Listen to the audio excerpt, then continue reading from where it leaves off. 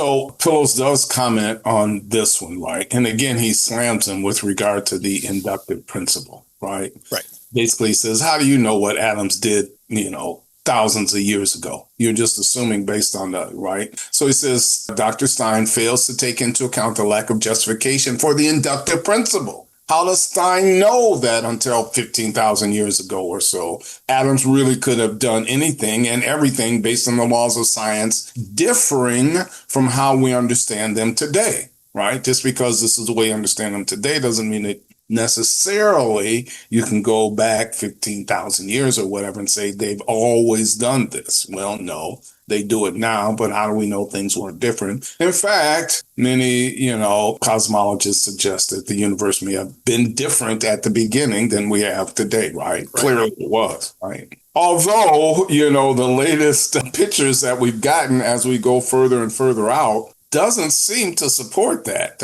And we don't have time to get into that, but apparently the latest view as we go further and further out in terms of our ability to see the universe, scientists expected to see newly forming, galaxies. Right. And what they found was galaxies pretty much the same way they are right now, which kind of confirms creation, right? That there wasn't just, these galaxies that put themselves together or whatever. No, they were already there the way they are right now. But anyway, we won't go too far into that. I think our good friend Jason Lyle has a video out on that. And so folks can take a look at that. He predicted that what they would find is what they found. Wait, I was told creation science can't make predictions on things. Yeah. He predicted months when they first did this. He put months before they found that's what they were going to find because God created the heavens and the earth. And so we would expect that what they would find was basically what we see today.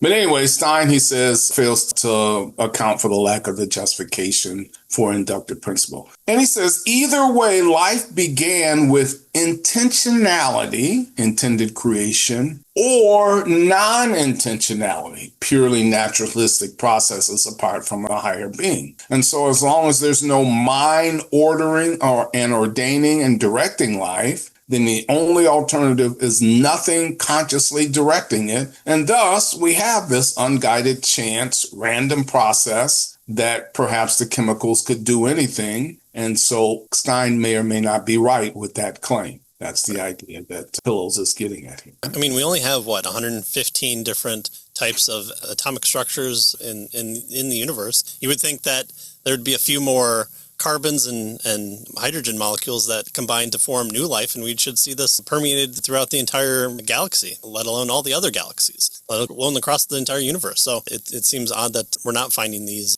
new lives continuously springing up even within our own perfect planet, but that's not the case.